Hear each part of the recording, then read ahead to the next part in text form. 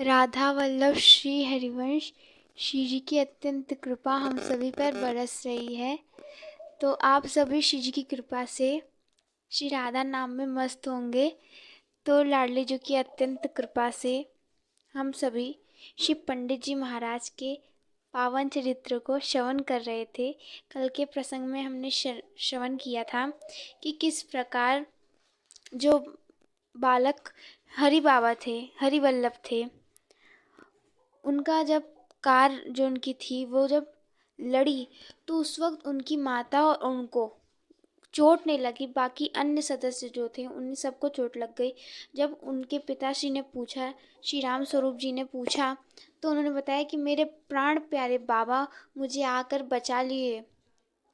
ये सुन के जो श्री राम स्वरूप जी थे वो भावुक हो गए और उन्होंने ये सारी बात बता दी श्री पंडित जी को जाकर गिरिराज में। तो पंडित जी सोचकर ये सुनकर श्रवण करके वो भी भाव चिंतन में चले गए। तो प्रभु ही रूप धरकर श्री महापुरुषों का,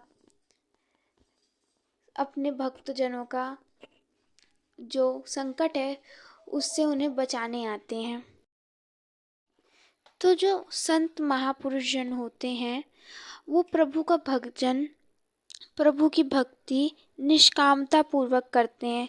उनके पीछे कोई भी कामना नहीं होती कि हम इसलिए भजन करें। जैसे कुछ संसारी लोग होते हैं, उन्हें पुत्र की कामना होती है, किसी को धन की, किसी को अपने स्वास्थ्य की, इसलिए वो भजन करते हैं। परंतु जो महापुरुष जन होते हैं, संत होते हैं, प्रेमी जन होते हैं, वो कभी भक्ति अपने स्वार्थ से, अपनी कामना पूर्ति के लिए नहीं करते। एक बार क्या हुआ, एक माता जी आई श्री उड़िया बाबा जी के पास, श्री पंडित जी के सदगुरुदेव भगवान के पास आई। उन्होंने श्री उड़िया बाबा जी से एक कामना अपनी रखी। उन माता जी के पास पुत्र नहीं था, उनके पुत्र की कामना थी। तो उन्होंने उड़िया बाबा जी से कहा कि आप मुझ पर कृपा करें, मेरे पास एक भी पुत्र नहीं, आप मुझ में कृपा करें कि मुझे एक पुत्र हो। तो उड़िया बाबा जी मुस्कुराए और उन्होंने जवाब दिया कि कोई बात नहीं, आपके पास पुत्र नहीं तो आप मुझे ही अपना पुत्र मान लीजिए। तो उस वक्त जो माता जी थी वो एक बार के लिए प्रसन्न हुई, परंतु फिर वैसी पूर्ति नहीं हुई, क्योंकि उन्हें ऐसा पुत्र चाहिए था जिसको वो खिला सकें, उसे पिला सकें, उसे प्यार कर सके, ऐसा पुत्र चाहिए था। तो ऐसे कई संतों से, महापुरुषों से वो मिली तो उनको वो पुत्र नहीं प्राप्ति हुई वैसी जो उनकी इच्छा थी। तो एक बार उनको एक भक्त मिला, वे बड़ी दुखी थी इस बात को लेकर कि मेरे पास पुत्र नहीं है, इस बात से दुखी थी। तो एक बार एक भक्त मिला, उन्होंने कहा कोई बात नहीं, अगर आपकी यही इच्छा है आप लक्ष्मी नारायण मंदिर जाइए, वहाँ पर हर किसी की कामना पूर्ण हो जाती है, अवश्य आपकी भी कामना पूर्ण हो जाएगी। श्री पंडित जी वहाँ विराजमान है, वो सबकी कामना पूर्ण कर देते हैं, ऐसा भक्त ने कहा। तो माता जी ने बात सुनी, माता जी गिरिराज लक्ष्मी नारायण मंदिर दान घाटी में चली गई। उस वक्त जो पंडित जी थे वे मौन थे और पंडित जी के पास अक्सर माता लोग नहीं आती थी। जो पंडित जी थे वे दूरी बनाए रहते थे। तो माता जी आई, उन्होंने अपने प्रश्न को दिया, अपना बात कही कि मुझे यही कामना है, आप पूर्ण करिए लिखकर। जब पंडित जी ने सुना कि ऐसी कामना है कि पुत्र प्राप्ति चाहिए, तब उस वक्त वे मुस्कुराए और उन्होंने एक कागज पर लिख दिया कि लड्डू गोपाल को आप अपना पुत्र मानिए, ठाकुर जी को अपना पुत्र मानिए, वही सबके पुत्र हैं। और जो जागृत, ये जो सांसारी, जो नाशवान है, ये तो एक दिन चला जाएगा, परंतु श्री ठाकुर जी कभी नहीं जाएंगे, वो आपके सदैव रहेंगे, उन्हें आप पुत्र मान लीजिए, उन्हें अपना लीजिए। और यही लिखकर उन्होंने कागज में, एक कोरे कागज में लिखकर किसी सेवक के द्वारा भिजवा दिया उन माता जी के पास। जो माता जी ने पढ़ा उनकी इस वाणी को, जो उन्होंने लिखा था, माता जी बड़ी प्रसन्न हुई। उस दिन से फिर माता जी किसी को जल्दी दिखी नहीं, क्योंकि माता जी तो एकदम प्रसन्न में हो गई थी। जो उनको कहीं भी समाधान नहीं मिला कि उनको पुत्र कैसे प्राप्त होगा, वो एक क्षण में, केवल पंडित जी के जाने के पास ही उन्हें पुत्र प्राप्ति हो गई और उस दिन से श्री ठाकुर जी उनके पुत्र हो गए। तो इस प्रकार जो माता जी थी वे बड़े प्रसन्न हो के सबको बताती कि मेरी जो संकट था, जो मेरा ये जो मुझे प्राप्त नहीं हो रहा था, मुझे पुत्र की कामना केवल श्री पंडित जी ने कर पा पाई। इस मेरी कामना की पूर्ति माता जी बताती। अब एक हम सब जानते हैं कि जो ब्रज के महापुरुष हुए, संत जन हुए ब्रज के, वो अक्सर ब्रजवासी के घर जाकर उनसे माधुकरी मांगते हैं। माधुकरी यानी कि भिक्षा, ब्रज में माधुकरी कहते हैं, माधुकरी पाते हैं। तो इसी प्रकार संत श्री पंडित जी भी थे जो कि ब्रज में ब्रजवासिन के घर जाकर उनसे माधुकरी भिक्षा मांगते थे। और ये सबसे बहुत ही अच्छा बात है। ब्रजवासियों का पाना ये तो बड़ी कृपा की बात है, जिनको मिलती है बड़ी कृपा उन पर। तो इसी प्रकार श्री पंडित जी भी ब्रजवासियों से माधुकरी पाते थे मांगकर। एक बार क्या हुआ, श्री पंडित जी की उस वक्त जो स्थिति भी थी वो ठीक नहीं थी, क्योंकि बूढ़ा शरीर, तो उसी कारण 2 सेवक जन उनके संग थे। एक के सेवक के ऊपर हाथ रखे थे, एक के सेवक के ऊपर हाथ रखे थे और चले जा रहे थे, चल रहे थे। अब यहाँ पे संतों का हृदय कितना कोमल है। वे चले जा रहे थे, सामने क्या देखा, एक भैंसा है, भैंसा गाड़ी है, उसके आगे एक भैंसा लगा है जो कि बहुत ही थक चुका है। पूरा शरीर इतना मतलब कि उसकी स्थिति वर्णन नहीं की जा सकती। इतना थक गया कि जो उसके मुख से जीभ है वो बाहर निकल आई है और उससे अब चला भी नहीं जा रहा। और इतनी सारी लकड़ियाँ उस गाड़ी पर, वो ढोए जा रहा है।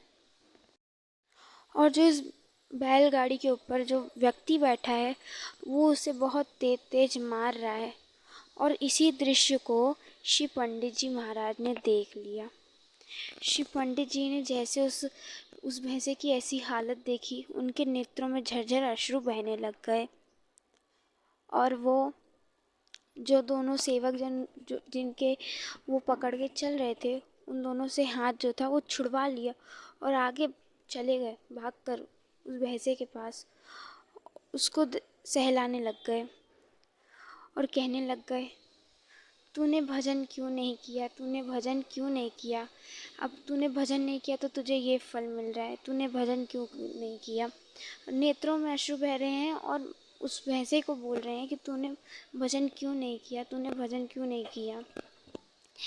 क्योंकि इस यहाँ पे पता चलता है कि शिव पंडित जी उसके पिछले जन्म को देख रहे हैं कि उसने पिछले जन्म में बिल्कुल भी भजन नहीं किया और आदि आदि कार्य किए, जिस कारण उसको इस योनि में भैंसा बनना पड़ा और इतना सारा दुख उसे प्राप्त हो रहा है, उसको दुख झेलना पड़ रहा है। और पंडित जी से समझा रहे, ऐसा प्रतीत हो रहा था कि शिव पंडित जी उसको उस जन्म में समझा रहे थे कि तुम भजन करो, परंतु उसने भजन नहीं किया तो इस योनि में उसको भैंसा बनना पड़ा और इतने दुख उसे भोगना पड़ रहा है। पंडित जी चाह कर भी उस जगह से जा नहीं पा रहे हैं, परंतु अब क्या कर सकते हैं। तो वे भैंसे को समझा रहे हैं, अब तूने पिछले जन्म में तो भजन किया नहीं, परंतु अब तू कुछ कर भी नहीं सकता, तो तू यही कर कि जो भी कोई भक्त संत दिखे उसके सामने सिर झुका देना और जो दुख है उसे तू भोग। अब इसके आगे कुछ किया तो जा नहीं सकता। और किसी प्रकार श्री पंडित जी वहाँ से थोड़े दूर गए। उनके लिए उस भैंसे को वो मार पड़ रही है, उसकी इस कष्ट को देख के श्री पंडित जी का जो हृदय है वो जल रहा था। क्योंकि संत महापुरुषों का जो हृदय होता है वो अत्यंत सहज कोमल होता है। तो उसके उस दर्द को देख के श्री पंडित जी को अत्यंत दर्द हो रहा था। तो पंडित जी वहाँ से किसी प्रकार अपने सिर को हटाकर, अपने मुख को वहाँ से हटाकर वो आगे चलने लग गए एक तरफ होकर। परंतु किसी प्रकार चल रहे हैं, बार बार पीछे मुड़ के देख रहे हैं कि वो उस भैंसे की हालत कैसी है, उसके दुख को, तब भी नेत्रों में अश्रु बहे जा रहे हैं और सोच रहे हैं काश इसने भजन किया होता तो आज इसे ये कार्य ना करना पड़ता। तो यहाँ से हमें इस प्रसंग की यही शिक्षा मिलती है कि हमें भजन करना चाहिए, भगवान का, ईश्वर का भजन ज़रूर करना चाहिए, वरना हम भी ऐसे ही, हमारी भी ऐसी ही दशा होगी। ये तो कृपा है श्री जी की जो हमें भक्त चरित्र श्रवण करने को मिल रहा है, भक्तों के चरित्र को श्रवण करने को मिल रहा है, अच्छे अच्छे संतों महापुरुषों के इस जीवन में हमें दर्शन हो रहे हैं और भगवान नाम जप करने को मिल रहा है। इसे तो हमें अपने ऊपर सौभाग्य मानना चाहिए कि श्री जी की हम पर कितनी कृपा, लाडली जो कितनी कृपालु है कि हमें इतना सब प्रदान किया। तो श्री जी की कृपा से आज हमने इस प्रसंगों को श्रवण किया और श्री जी ऐसी कृपा बरसाए रहें और हम सभी श्री जी के नाम को कभी ना भूलें, कभी ना भूलें। हम अगर भूल जाएं तो श्री जी हमें कभी ना भूलें, क्योंकि ये माया है, माया कुछ भी करवा सकती है, कुछ भी। तो केवल श्री जी के आश्रित हम हो जाएं, बस श्री जी से इतनी प्रार्थना करनी है। सद्गुरुदेव भगवान कहते हैं श्री जी के शरणागत हो जाओ, श्री जी के शरणागत, वो संभालेंगे हमको, इस माया से पार करवाएंगे, कृपा करेंगे। तो श्री जी की कृपा से अभी हम यहीं विश्राम देते हैं। तब तक के लिए आप सभी भक्तों को राधा वल्लभ श्री हरिवंश।